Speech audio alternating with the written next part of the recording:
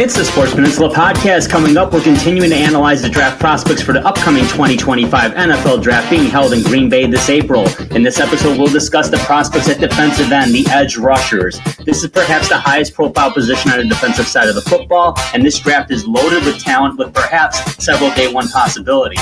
The Detroit Lions are very much in play for help at the edge, and it could come from day one. We'll talk about that and rank the prospects next. Now, here is your Sports Peninsula team. Welcome, everybody, to the Sports Peninsula podcast. My name is Dave Drzezinski Drew. We're talking NFL draft. We're talking about the edge rushers, and to do that, I'm joined by Coach Andy Shield. Coach, how you doing? Doing well, Drew. Doing well. Moving right along here. We are entering into free agency. We had to say goodbye to a great player from last year's 2024 team. And Carlton Davis is now going to play for the New England Patriots. And happy trails, Carlton. Thank you for your service. Oh, yeah. And he's going into one of your old stomping grounds over in New England way, out there in the Massachusetts Commonwealth. So best of luck to him. And welcome to the Sports Peninsula, Mr. DJ Reed. Brad Holmes was rather expeditious and filling that need at cornerback, which he certainly needed to do. We were talking before we went into a record mode here about some defensive back play and defensive back, more about safeties, but it's going to allow us to get more depth at safety by having DJ Reed on this team. And we will continue to see the emergence of hopefully on this Rakestraw throughout the year as a depth piece. So, but nonetheless, that has been free agency thus far. Brought back Dan Skipper. Good thing to see. Derek Barnes is back. Liking that move. That's going to be good. And we shall see. There's more to come in that regard. But, Drew, we're talking about the edge rushers. And that is something that I would expect that we address here in free agency to a certain degree, as we surprisingly did let Zadarius Smith go for now. Mm-hmm. As one of those guys. So, yes, I do think that's a free agent target, but I really do think of all the positions we've talked about thus far, maybe on the defensive side, I think we've reached the one that's most likely that we could see at number 28. Yeah, it's a high-profile position. It's a very important position, obviously. Very deep. And the thing is, you look at this Lions team from last year, 15-2, in spite of all the injuries on the defensive side, including Aiden Hutchinson and including Marcus Davenport. They lost both their starting edge rushers. They signed Smith, and it was kind of piecemeal and rotation, go with the hot hand on the other side, and they were able to get through until the playoffs. And then it kind of caught up to them a little bit. But at the end of the day, yeah, I mean, Hutchinson's going to be back. You got McNeil and Reeder in the middle. Davenport has been re-signed, but you can't count him. But hold on. It's not the end of the world. It is a very low risk signing. It's his guaranteed money is, I believe, $900,000. It could go up to $4.25 million, but if it happens, then that means he's played every game this year and he's going to contribute. So I think that's a very good football player when he does get his reps. Yeah, so it still happens to be about the 50% of the time. Yeah, unfortunately, but I mean, it's a very low risk signing. It's certainly not the be all end all. Again, we're going to talk about these guys shortly that one or two might end up Lions. We don't know. There's still more time in free agency, of course. But you know what, Coach, let's get to it. There's a huge class to talk about. Once again, we start from number 20 in the bottom right. Take it away. Yeah, this is a super deep group, Drew. I mean, we cap things off at 20, but there are guys beyond that into day 3 in the UDFA range that are going to make football teams. But let's start with Savion Jones out of LSU at number 20. He is one of a couple of LSU Tigers that we'll be talking about. We'll talk about here in a few. We go to the smaller school circuit at 19 with David Walker out of Central Arkansas. Big play, small market guy, had a big Senior Bowl. Over in at 18 is Kamon Rucker out of North Carolina. At 17, Ashton Gelade out of Louisville. Good-looking player there. That's a guy that you're going to probably see. We could be even talking into day 2 at this point in time. So, I mean, we are talking about day 2 picks right now. We're talking about And at 16, we talked about this guy before. A little bit. He was rated, in our defensive line group, and that's Jordan Birch out of Oregon. And at 15, Jared Ivey out of Ole Miss. At 14, Kyle Kennard out of South Carolina. That's a guy that has been on the Lions' radar. He's another one of these big, strong end over the tackle, right outside the tackle type tight ends, tight to the tackle defensive ends. And this is a guy that we could be looking at too as a future line. Josiah Stewart out of Michigan. He at number 13, he is a player I really, really like. He's a great pass rusher guy. Gets in the backfield. Numbers retired at Coastal Carolina. This is a very high impact guy at the college level. Really, really like him. Here is one of our dark horses. Drew, you'll be talking about Braden Swinson here at number 12. And at number 11 is JT Tuimoloau out of Ohio State. And Tuimoloau out of Ohio State, this is one of a couple of Ohio State Buckeye defensive ends that really bookend that great defense that we saw win the national championship this past year. Into the top 10, Princely Uman Mailayan is from Ole Miss. I worked on these names last night, Drew, so I was, we got a little couple of tongue twisters here. But Uman Mialan, Princely Uman Mialan out of Ole Miss, another one of two Ole Miss defensive ends. We see a lot of bookend tandem groups right here. Another one of our dark horses, just outside of our countdown group, is Jack Sawyer out of Ohio State. We'll be talking about him as the dark horse candidate and a guy that I know is very, very near and dear to Chris Spielman. So this is a guy I would say that would be on that Lions radar perhaps on day 2. Into our top 8, which will feature all of these guys. Donovan Eziraku out of Boston College. Guy that was a high impact player for Bill O'Brien there. We're going to talk about him in depth. And at 7 is Landon Jackson out of Arkansas. We've got a series of these strong end type edges, guys that are kind of point edges, ones that you would call a strength to that we want you have the ball run towards. There's a lot of that type of defensive end in this group here, Drew. And, I know I'm talking about the framework, a lot of the defense that I've called, but these are the type of players they are, not necessarily just to fly up the field and pin their ears back types, guys that stop the run very well too. Landon Jackson is yet another one of those. A guy that I know you like a lot is another one of these type of defensive end type edge players, Nick Scorton out of Texas A&M via Purdue. Heck of a player there. Looking forward to previewing him. Mike Green out of Marshall is a player that has been talked about quite a bit, and is a guy that had some really big stats out of the small market Sunbelt Marshall Thundering Herd. Guy that's on the Lions radar for sure. Shamar Stewart out of Texas A&M at 4. He was a guy that we also talked about on the interior side of the defensive line. So another one of these Texas A&M players that we have been featuring, these bookend defensive ends. Michael Williams out of Georgia in at 3. Another high caliber player and national champion out of Georgia.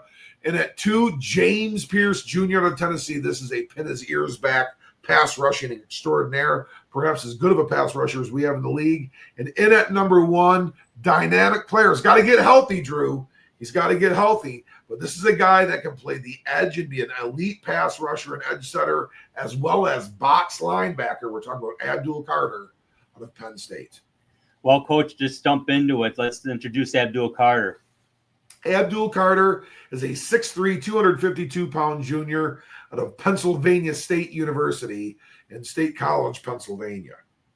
He is a 4-star prospect out of Philly. So he's a native of the state of Pennsylvania, and he runs a sub-4 540, and that is pretty ridiculous speed. He is in the 99th percentile in regards to his ability to get off the ball and cover 40 yards.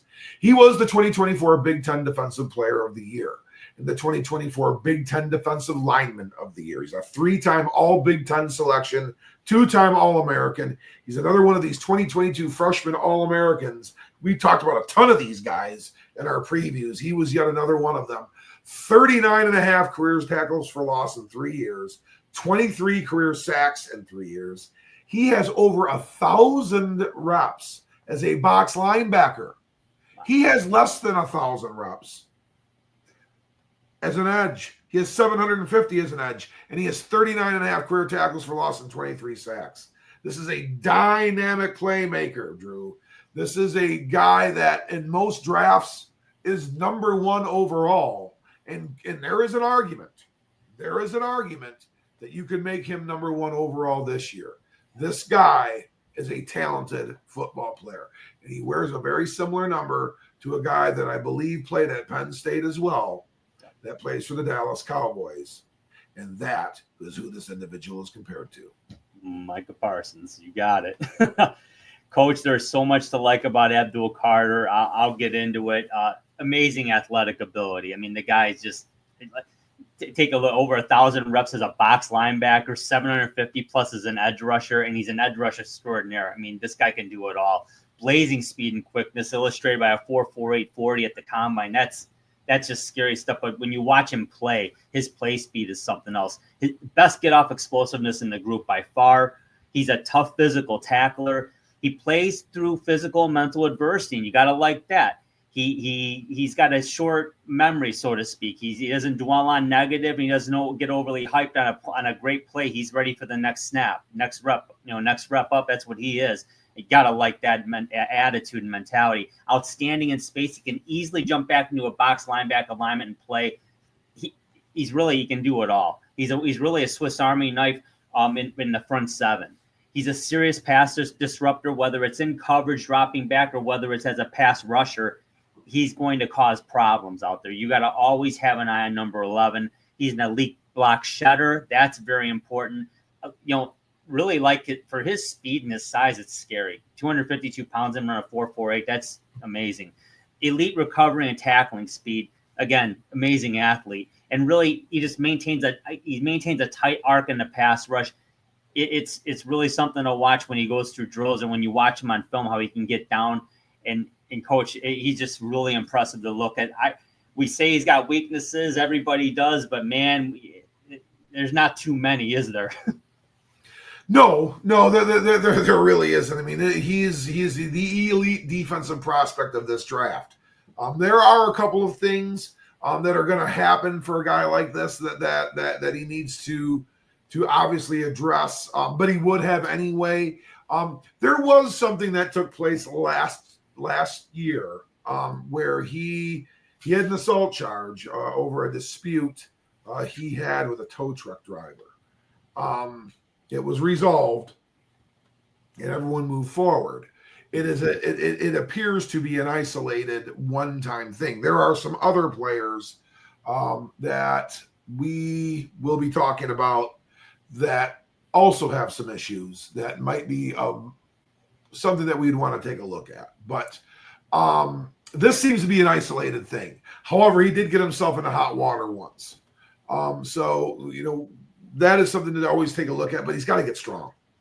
He's got to get stronger. He's going to, and that's, we're going to say that quite a few times here when we're talking about the real bendy, twitchy, quickie type edges, the bursty kind of upfield type guys, like an Abdul Carter.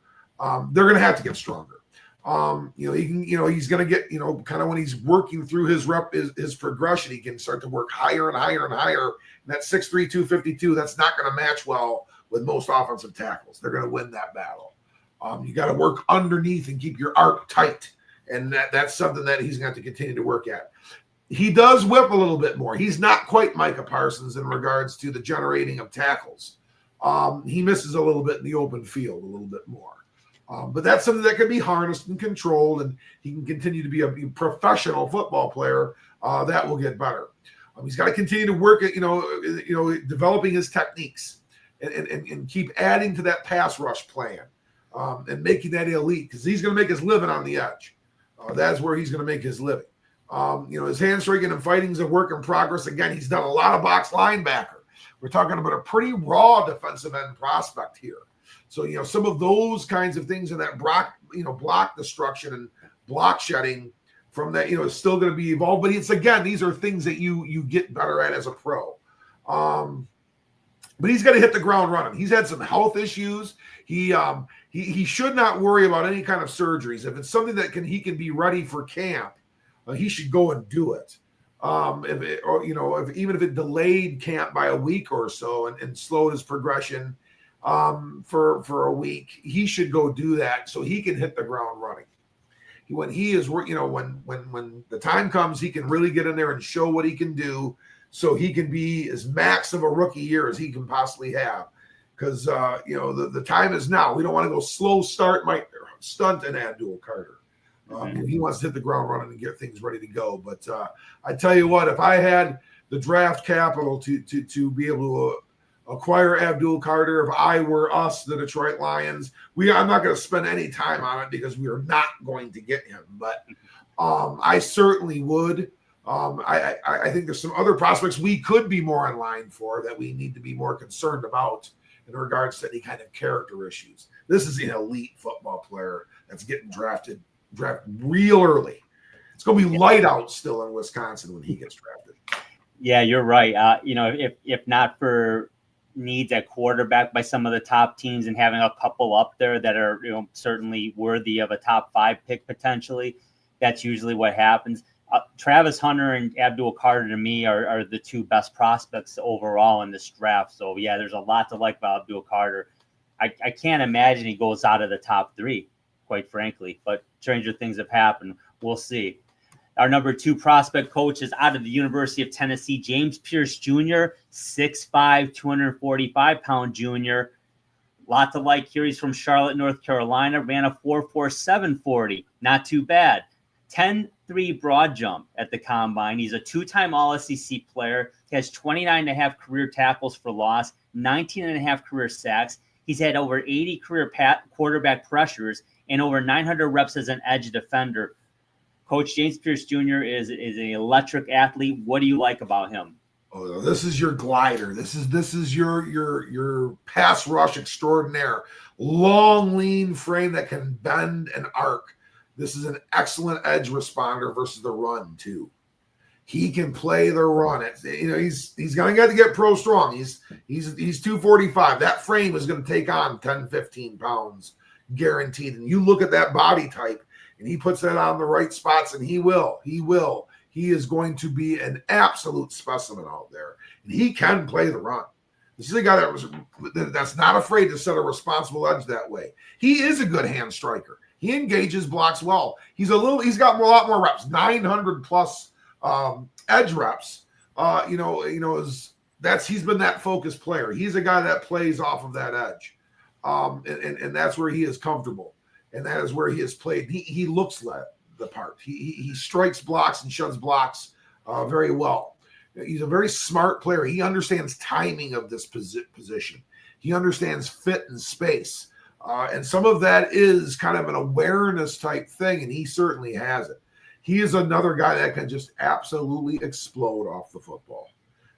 He's a get off rocket ship. I mean, he can absolutely launch himself up, into his pass rush repertoire or down into a fit position, and just be an absolute just burner that way. Very much like Abdul Carter in that respect. Like I said, he's got great responsibility. He sets a very responsible edge. He's a good point defender. He can play that strong end, so to speak, the guy that you want to have the ball funneled to, that's going to go to the strength, whatever that would be determined. Yeah, this is the guy you would be able to, kind of archetype your defensive scheme towards that way. He's good that way. Even though he's built to be kind of that off, just kind of pin your ears back, 9 pass rush type guy. Natural, well-balanced pass rush repertoire. He's very comfortable in doing it. Maybe even a little more evolved in some ways than Carter. And he also maintains a very tight arc on his pass rush, which is something that these coaches try to get you technically to get towards. So James Pierce Jr. brings a lot to the table, Drew. He is not far. He's different than Abdul Carter. But he's not far off. We're talking about another high first-round draft pick. What's he got to do, though, Drew, to get a little bit better? Well, you mentioned it earlier, Coach. Like Carter and most of these guys are going to need to get pro strong, and that's no different for James Pierce. But like you said, you look at his frame, he could easily put on 10 pounds in his arms and legs, and you wouldn't even, I mean, you wouldn't really notice it, but it's going to be there, and that's extra mass. I think he can do it. Reminds me in that regard of Cliff Averill, in that, because I remember being concerned about his size back then, because that was back when Cliff Averill got drafted. That was when it wasn't the norm to have an edge rusher that light, typically. They're bigger guys, yeah. Yeah, so, but Pierce seems to fit that mold, and Cliff Averill had a very nice career. He needs to shed blocks quicker. Again, like you said, he's good, but he's got to get a little better, a little quicker, because this is the NFL, right? And that's what's going to happen. He's and must advance his pass rush skills. So again, everyone's going to figure him out after one season, or even after just seeing tape from half a year. They're going to start figuring you out. You got to keep getting better, keep learning new tricks, and keep getting better with your hand technique and everything, and in your block shedding, and keep evolving and being better, being always ahead of the curve. James Pierce is certainly capable of doing that. He needs to be an elite technician, basically what I'm saying here. And he can't just be a fly and fine pass rusher. And Coach, you articulated very well. He's really not. So he just got to understand that, in the NFL, defending the run is just as important. It's not as glamorous, but James Pierce certainly can do it. He's got to make sure he can do that, make that transition to the NFL, and could take a little more time getting physically ready for the NFL in terms of starting reps. But I believe James Pierce is a top 10 pick. And Coach, he was one of he caught my eye immediately during the mock draft processes, like in late December, early January, and he's climbed the board so steadily and rapidly. Real impressive, but I think everyone knows about James Pierce Jr. I can't imagine he gets out of the top 10 in this draft, Coach. No. What he has to just continue to be what he was at Tennessee. He can't just take his skills and play the league. Yeah, he might get out of the gates real nice, but he's going to really kind of taper then. He needs to continue on that trend, and that might take a minute, because he's just got to get bigger and stronger to be able to do what he does well, and did well in Knoxville. But yeah, this is another gem of a pick. And at number 3, Drew, we're going staying in the SEC. Going to stay in the SEC, Drew, and we're going to talk about Michael Williams out of Georgia, 6'5", 260-pound junior. He was a 5-star. Like Kirby Smart got all over the place, but he didn't have to go too far. This kid's from Columbus, Georgia. He was a 2-time All-SEC selection. 2022 freshman All-American. Talked about that a couple of prospects ago. This is another one of those players, and he was also 2022 freshman All-SEC. He's got 21 and a half career tackles for loss, 69 career quarterback pressures.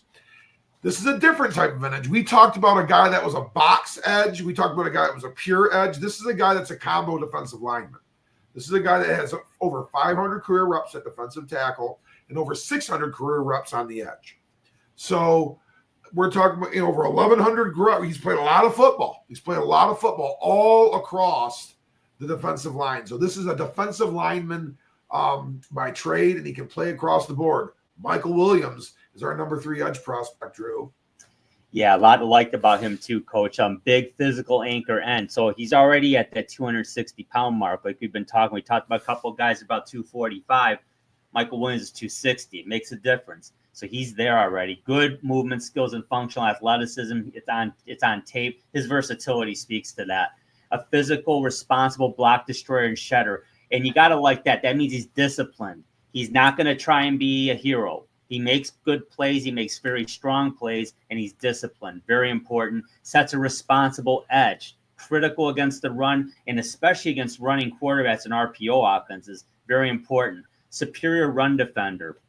Can't say enough about that. And just a relentless competitor, has a high motor, and it's hard running. He gets after it. He's got a get after it mentality. I mean, he goes sideline to sideline. You got to love him. Scheme and alignment versatile. Coach, there is so much to like about Michael Williams. I mean, I would love to have him in Detroit. He ain't getting out of the top 15 in my view, but again, stranger things have happened. Let's talk about what he needs to work on. Yeah, I agree. We'll get to that too. We'll get to why I totally agree with you where he's going to be selected. He doesn't quite get off the football like Abdul Carter or James Pierce Jr. He's not quite that guy that can just absolutely get in a stance and just be like a rocket ship. He's twitchy, but not quite that twitchy. So he is a little bit more of that kind of point defensive end, defensive tackle type player. He's a little bit better of a run responder than he an edge setter than he is a pass rusher at this point in time. That's something that Carter and Pierce have on him, but yet he's a different type of skill. Okay, just kind of like I guess Wayne Gretzky and Keith Primo. Keith Primo were both centers, right? Yeah. But different type of centers. I guess and I don't know if that would be that drastic of a player type. But he's a little bit more of a meat and potatoes defensive end. He's not gonna do some of those real freakish quick things off of the edge like those guys might be able to do. He's got to develop as a pass rusher. That's pure, plain and simple. He's gotta develop that way, and he has to make his name, and his forte has to be being that great block destructor and block shedder, and because he may be the best one in the draft in regards to this position group, and not in regarding defensive tackles. I'm talking about edge guys that can go down inside. He can play a little high at times too, as he can extends in reps and keeps playing. He's down in there fighting in those trenches. It gets tiring, so he's gonna have to rotate some. But I guess in the floor aspect, is he just going to be a guy that is destined by the end of the rookie deal to be more of a Kaminsky, Uridzweke type? That's going to be more of just a defensive tackle playing tight to the offense, to that offensive tackle, or inside of the offensive tackle, or can he actually become a long-term edge? I guess that is the question that Michael Williams has to ask. I really like what you had to say in regards to the type of prospect he is. He's a great, in many ways, he does do some of those things very, very well and is close to being an elite block shedder and block destroyer. That's where he's got to make his name. I would love to see the Lions get an opportunity to look at him. I don't know if that's the type of edge exactly we're looking for. If we're looking for a little bit more of a pure form edge, because this is a guy that can play in and out across the defensive line. Yeah, I mean, that I agree with you. It might, because if you're looking for a pass rush specialist, this is probably not the prospect you're looking at. But if you're looking for just an all-around talent that's going to be just rock solid at that minimum, like you said, a high floor, Michael Williams is there. Very, very safe pick in my view. And I don't think he'll be there. I think it's like I said, I think he's a top 15 pick, maybe down to 20 at the lowest. But I definitely a very good prospect. Let's talk about our number 4 guy, Coach Shamar Stewart. The edge defender, Texas A&M University product, 6'6", 291-pound junior. Like you said, we mentioned him when we talked about our defensive line, the interior defensive line. Shamar Stewart, number 4 edge prospect here. 5-star prospect out of Miami. He ran a 4.59 40, 291 pounds, 6'6", 4.59 40. Let me just let that percolate a little bit, folks.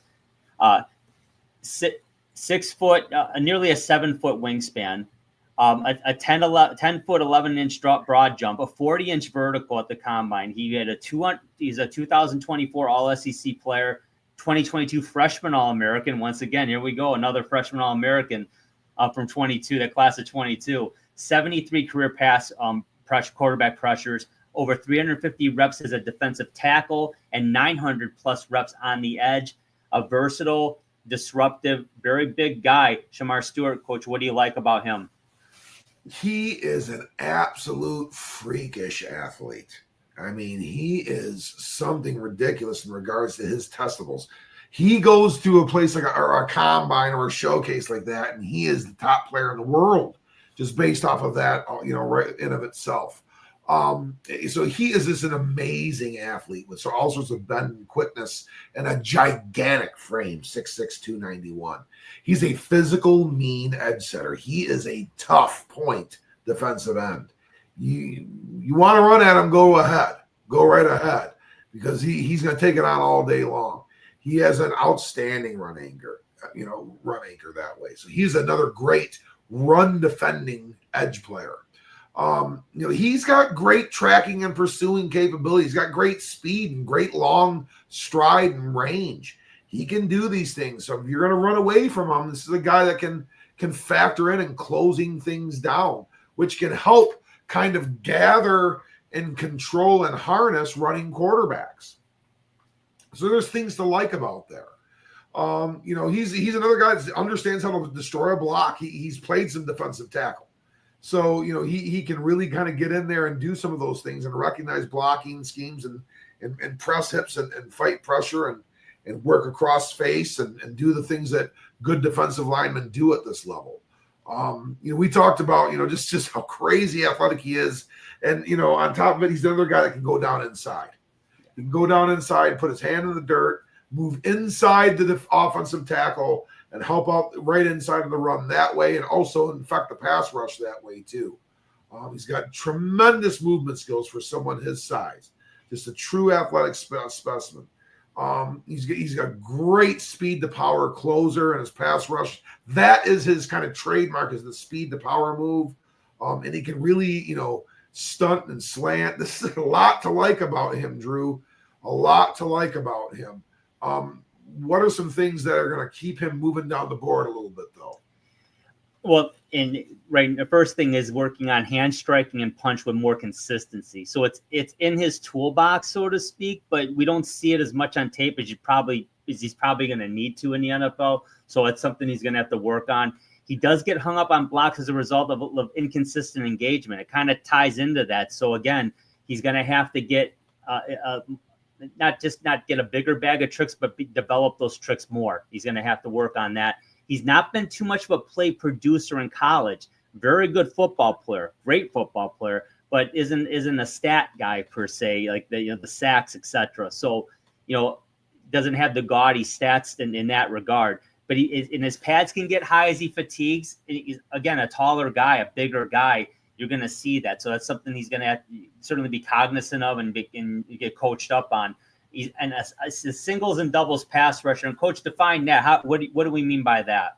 He does. He creates pressures. He can deflect passes. Those are doubles. He can do some of those kinds of things. He can make a quarterback flush and throw an incompletion. That's a single. But he's not going to force a sack or hit home and get a ton of sacks himself. He is going to disrupt passes and force passes, but he is not going to make a lot of plays on the quarterback. Yeah, it makes a lot of sense. And then that's what you see on tape too. Needs more in his pass rush repertoire. Again, if he's going to be basically what we're saying is if an NFL GM is going to say, I'm going to take Shemar Stewart in the top 20, I'm confident he has the ability to do that. And he's shown enough that he's capable of doing that. That's to me, that's what makes him a top 20 pick versus perhaps in the bottom 20, which isn't a bad thing for the Lions in this case. But again, the question is he another guy that's just destined to be an interior defensive tackle? Again, a high floor, but not so high of a ceiling if you're looking for a real impactful stat guy on your D-line in day one. So again, that's where the questions are. But I'll tell you what, Coach, if I'm Brad Holmes and Shemar Stewart, he might be there, like reminds me of Terry and Arnold last year. Didn't think he wouldn't have been that, where they were picking last year. But when he appeared there at number 20, I believe is where they got him, right? If I'm not mistaken, and they had to trade to get him. Shemar Stewart's somebody I would think they're going to be looking at. Your thoughts? Yeah, he's definitely on their radar. And that last question in the weaknesses, of between Michael Williams and him, I think Stewart is the more likely guy that could become an interior defensive lineman by the end of his rookie deal. If you were to get bigger, it's just that you don't see 6'6", 310-pound edge rushers. Mm-hmm. He is just kind of, it's just kind of like, the 6'3", 225-pound shortstops that get drafted at 18 years old. They're destined probably for third base. Yeah. So, we're looking at guys that are going to probably change position here. That's probably going to happen with Shemar Stewart. So long term, if you're going to spend draft capital, day one draft capital, you're really drafting a long-term defensive tackle here because he just doesn't make a lot of plays.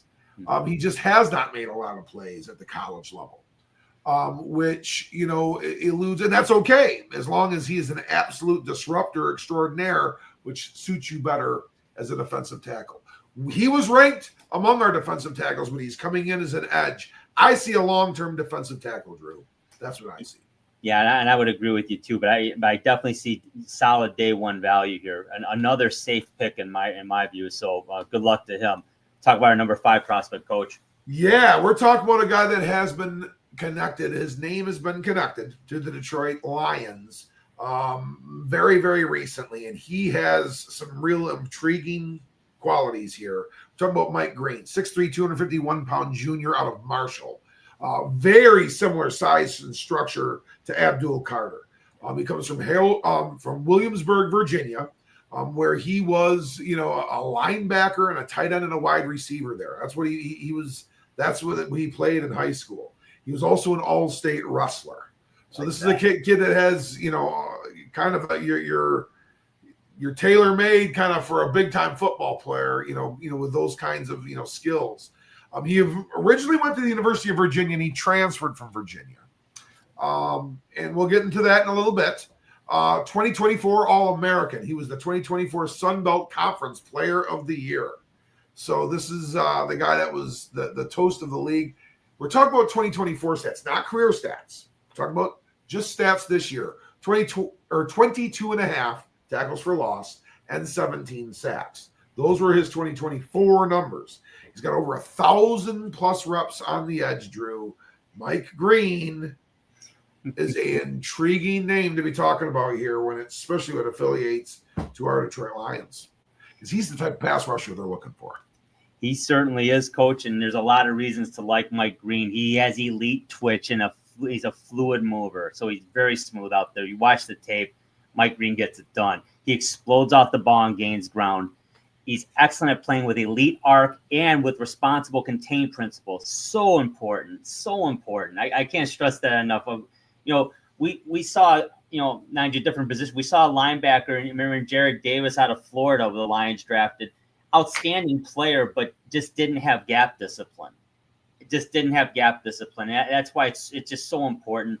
Mike Green's got it. He's a violent, hard hand striker. So at the point of attack, the point of contact, he is a violent, hard hand striker. Gotta like that. That wrestling background shows up in his advanced block destruction and shedding. He's got that strong anchor. He's got leverage. It becomes instinctive when you have that wrestling background. It's so critical. He's a hard, unwavering competitor, just a high motor, never quits operating, relentless effort player, very planned pass rush repertoire. So he's got some key moves. He's got some go-to pass rush techniques, and they've been very effective for him. And he's very, very strategic in what he does and how he uses it. And he's extremely impressive overall as a pass rusher at Marshall. The stats speak to that, especially last year, Coach. Talk about what we need to maybe be aware of with Mike Green. Well, first let's talk about some of the things that he needs to work on as a player. And he can be a bit of a diver. He can kind of be a riverboat gambler out there. He's flying around and kind of playing like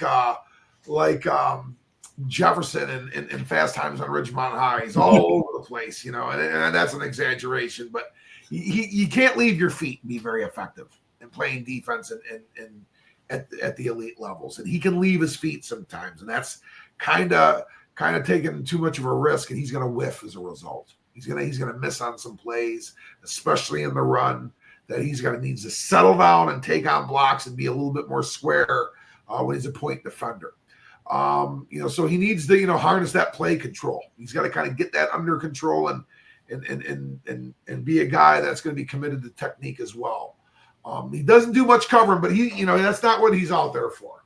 He played backer in high school, but he in his evolution has become an edge player, and he's your true edge. Even though he possesses a size and frame that you would like to see some box linebacker skills from, but that's not what he is. He is an edge. He's going to have to get strong as a result because he's not quite there yet. Concerns, Drew. Concerns, and we have a couple. And really it's one repetitive thing here. He's got 19 games. He's only played 19 games in his career, and there's a reason for that.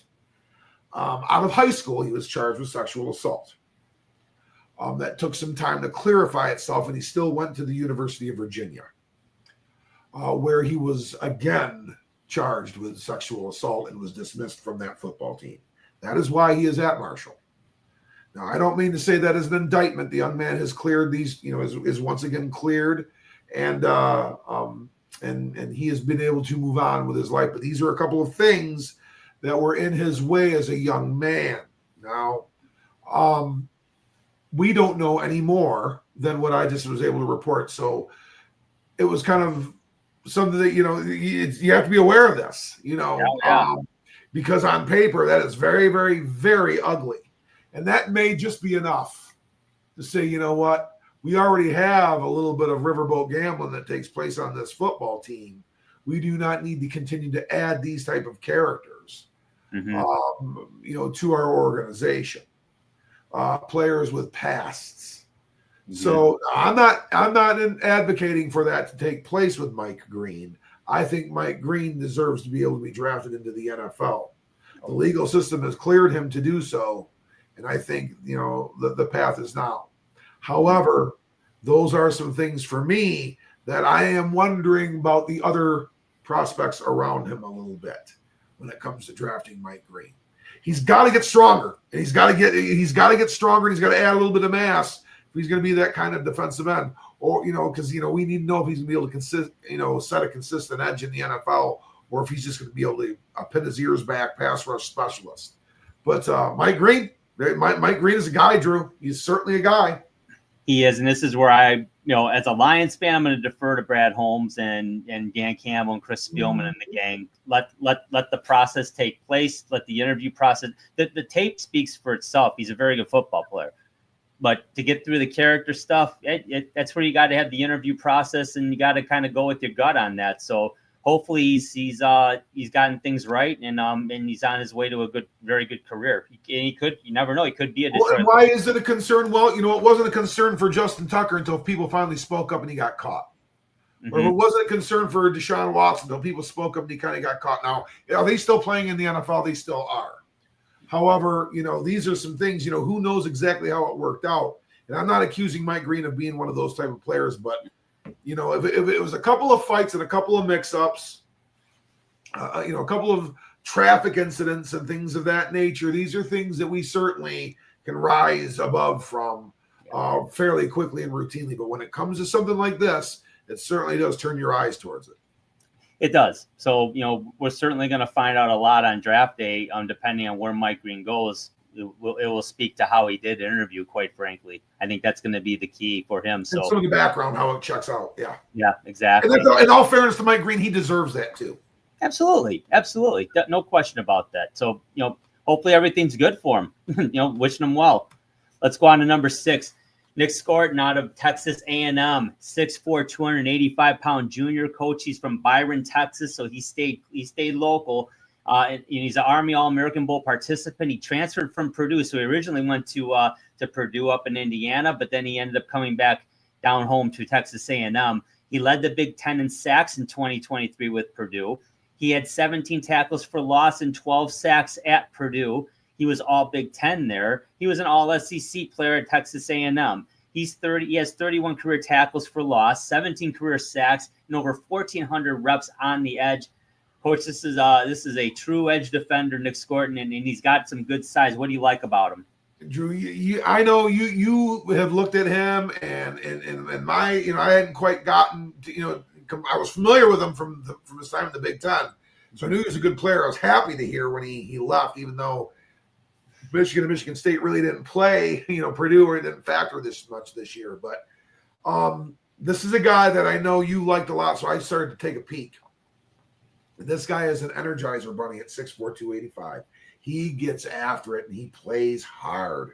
He is a relentless pursuit and effort player, which the Lions love those types of players, and he's got a great frame. You look at him right there.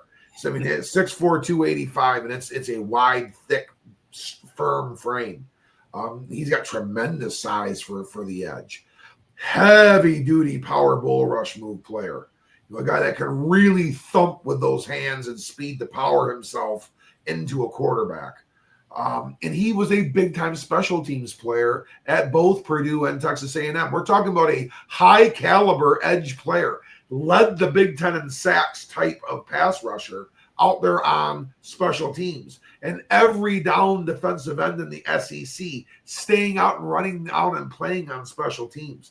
So that's going to add another big piece to his arsenal that way.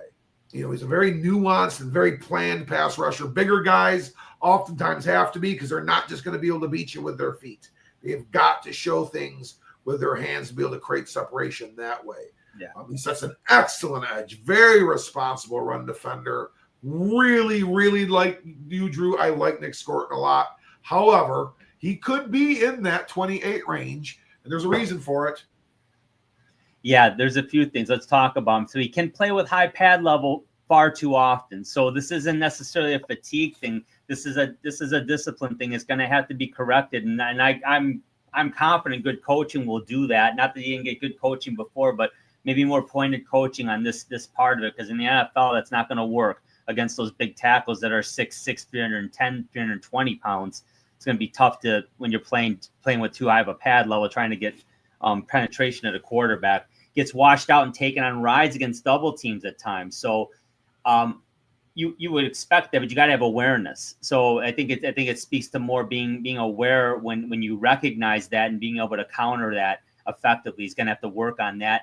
And like we talked about, Mike Green, he can be a bit of a diver too, trying to do a little too much at times. So he's got to be careful of that, especially in NFL. That's not going to fly. He's going to have to be, like you said, one of his strengths is being a responsible run defender and set an excellent edge. He needs to hang his hat on that. Can't be diving for tackles. That's not going to work. He can get hung up on blocks from time to time. So again, something he needs to correct. Engages too much in the pass rush a little bit. You don't get, and that's what happens if you try to do a little too much and get a little too tricky at the line. Those big old tackles or big old guards just going to engulf you, and then that's it. It's a stalemate, and you really can't even make an effective play. So he's got to work on that. He's shown to be a little tight and stiff in his movement at times, which was something I saw on tape too, Coach. I was concerned about that. Needs to continue to add to his pass rush arsenal to really fulfill his true potential. And again, the big question here, and I think it's an even bigger question with Scorton, is he just another big edge that's destined to go inside and go become a defensive tackle? That's where my concern lies. But I really, really like him, and I believe he's going to be in play at 28, Coach.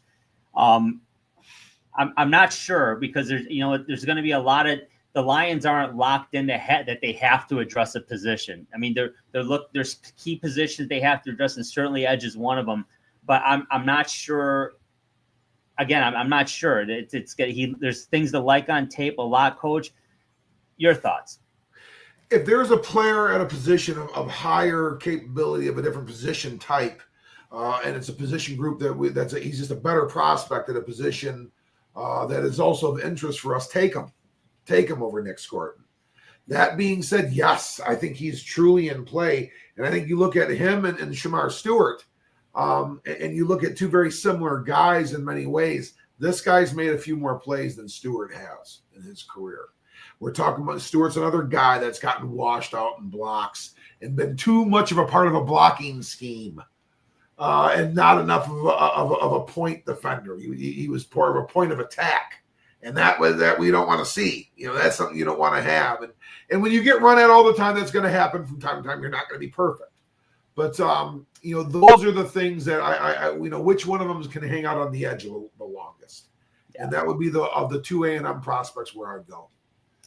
Makes sense. Let's talk about our next prospect at number 7, Coach. Yeah, this is another transfer prospect, another guy that's transferred away from his original landing spot. We're talking about Landon Jackson from Arkansas, 6'6", 264, another big point defensive end type out of Texarkana, Texas. He transferred. That's where he's coming from. So he's coming from the border of the border city of Texarkana. I understand there's a lot of cold cores over there. Yeah, there you go, sir. There you go.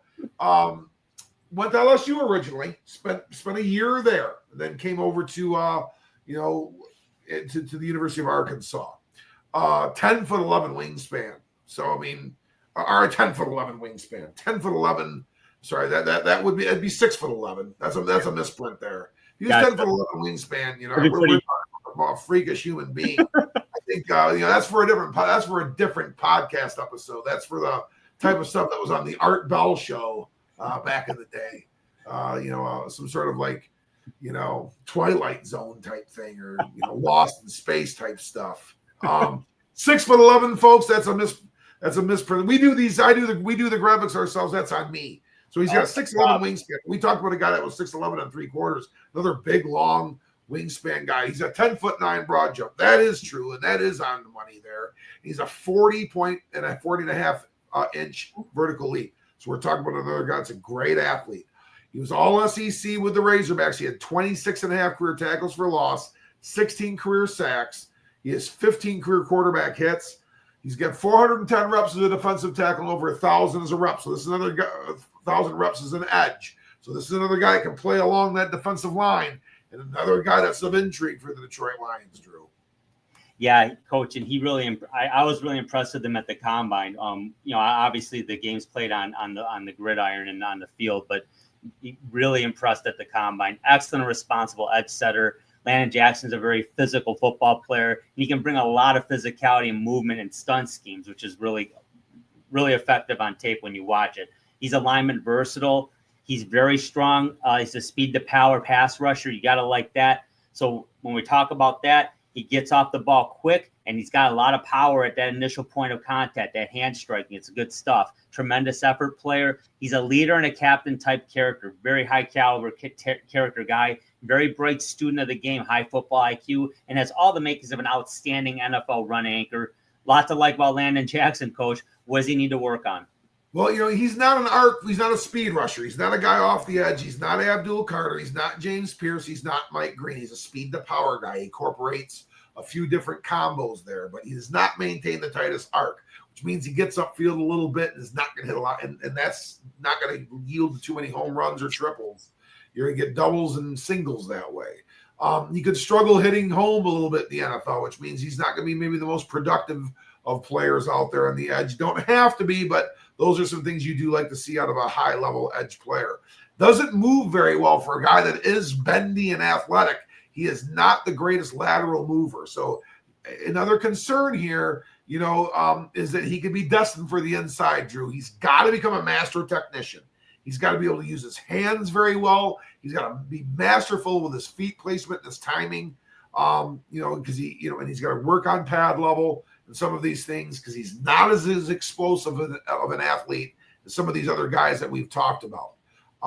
But Landon Jackson does possess the skills to be a very helpful football player along a defensive line. Yeah, no question about that. Definitely like him. Probably early day 2, maybe late day 1, but probably early day 2 is what I'm thinking. Day 2. He's a day 2 guy. Yeah. So but early. Yeah. Mm-hmm. Makes a lot of sense. Our number 8 guy is Donovan Ezeraku out of BC, Boston College, the 6'2", 248-pound senior. He hails from Williamstown, New Jersey, so he stayed on the East Coast there. Accomplished track and field background for him as well. And then he's also the 2024 Ten Hendricks Award winner. He was a 2024 All-American, 2-time All-ACC player, 196 career tackles, 40.5 career tackles for loss, 28 career sacks, and over 100 career quarterback pressures. Coach, Donovan Ezeraku knows how to get to the quarterback. Talk about what you like about him. Yeah, he's he can produce in the run. He makes tackles. He makes a lot of plays in the run game. So we're not just talking about a little guy that can just pin his ears back and be a designated pass rusher. He can play defensive end. He's a great he gets off the ball really, really well. He's explosive that way. So we're talking about that type of speed rusher. He maintains that kind of arc. So type of pass rusher he is. He's getting a masterful at planning his technical pass rush and getting underneath blocks and maintaining his arc. Very, very good at that. High caliber functional athlete for the NFL. He's definitely got the athletic composite to be a great NFL football player. He's a phenomenal effort and energy guy. Another guy that goes a long way with guys like Calvin Shepard, Aaron Glenn, and Dan Campbell for that way. Donovan Ezeraku plays like the type of player they like. He's very intuitive and reactive guy. And he's a very productive defender at the college level. He made big numbers. But he's not the biggest guy, is he, Drew? No, and that's the issue. The frame's a concern. Being 6'2", the weight, not as big of a deal. If you're 6'4", 6'5", 6'6", you can add some mass there. 6'2", 248. He might be maxed out there. He maybe can add another 10 pounds But yeah, the lack of height's an issue as an edge, certainly. Hand striking and punch must improve. If he's going to be an effective, pass rusher in the NFL, it's got to happen. And again, very much undersized, so he's going to have to get technically. We know he's a smart player. We know he has he has a technical background, and he's a very technical player. He's got to really be able to hang his hat on that in the NFL. Good outside offensive tackles will overpower him. He needs to elevate physicality to the NFL level. He's to elevate his physicality, and he just doesn't have a 3-down anchor at this point. So the question really is, Coach, can he realistically ever be a 3-down edge at his size? Not sure. I've seen him mocked to the Lions at 28 by some folks. I don't agree. I like him, but I would like him a lot better at 60, and I'm not sure he's going to be there at 60 in the second round because he is that talented. But a lot to like about Donovan Ezeiruaku out of Boston College. We've got about 5 minutes here, Coach, but if you want to touch on Ezeiruaku, what are your thoughts on him before we go to our real quickly, at 28, if they can turn him into Abdul Carter and make him a box linebacker at times too, yes, take him at 28. If not, let's see if we can get him at 60 and be a dynamic guy that we can make rotational to a starter eventually if we can get around 8-9 really good pounds on him. Yeah, that makes a lot of sense, definitely. Our dark horses, I got Braden Swinson out of LSU, edge defender, 6'4", 250-pound senior from Douglasville, Georgia. He transferred from Oregon. He played 30 games at Oregon for the Ducks.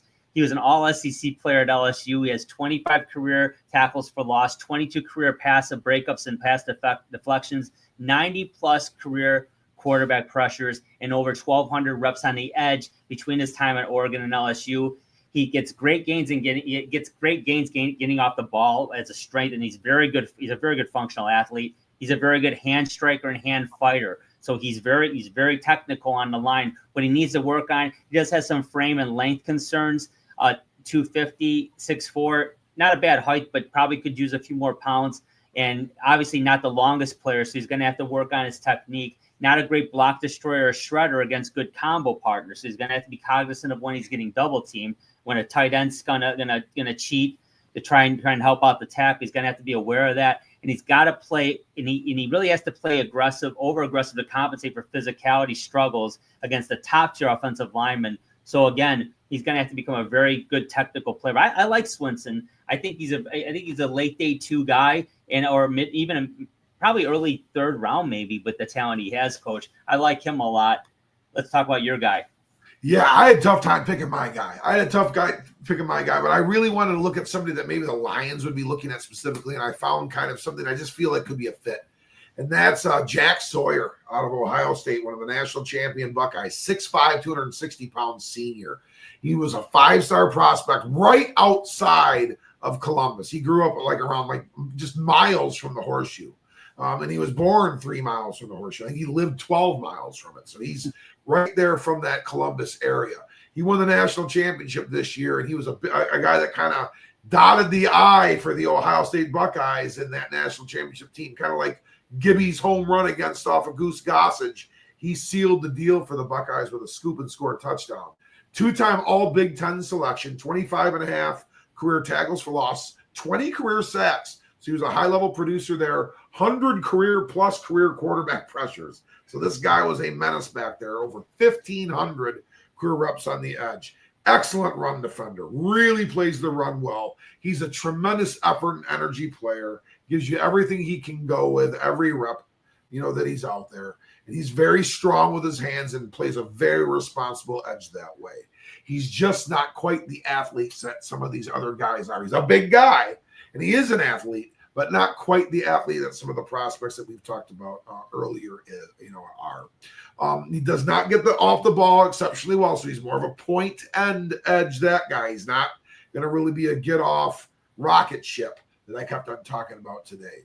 NFL athleticism is going to be a clear and present challenge for him. Yeah, it's something that he's always going to have to fight. That's not to say that he can't. This is a rotational piece here, Drew, but a guy that can help your defensive line get a lot better. He would be a complementary piece to a rotation, but I would love to see the Lions look at a guy like this at 60. I think that would be a very, very distinct possibility. Yeah, I agree with you. And I actually like Sawyer a lot too. I almost would take him over Swinson, to be honest with you. I really do like him. Saw a lot more of him too. Physicality's there. Yeah, exactly. Awesome job, Coach. Again, this is such a deep group, and it's such a position of need for many football teams, and certainly our Detroit Lions are in need. You know, they have Aiden Hutchinson, but as we all know, injuries happen. You know, and that's enough said. You can never have enough really solid edge defenders. So definitely looking forward to this draft to see what they do with that. So stick and stay. Don't forget to subscribe to us, folks. Thank you for watching, and thank you for the support. We have many more to come still. There's about 4 or 5 more position groups before our first round mock draft and the actual NFL draft. So don't forget to keep watching for that every week. For Coach Andy Shield, I'm Drew. Take care, everybody. Thanks for watching. We'll talk to you soon. This has been the Sports Peninsula Podcast. Thank you for watching, and don't forget to subscribe to our channel. Follow us on YouTube so you don't miss an episode at the Sports Peninsula Podcast. You can also follow us on Twitter X. Just look for @SportsP Podcast, and follow us to keep up on sports around the great state of Michigan and beyond. You can also catch our show every Saturday night at 7 p.m. on the ESEN Network channel as part of Roku. When you want to hear all about sports in the great state of Michigan, there is only one, Sports Peninsula Podcast.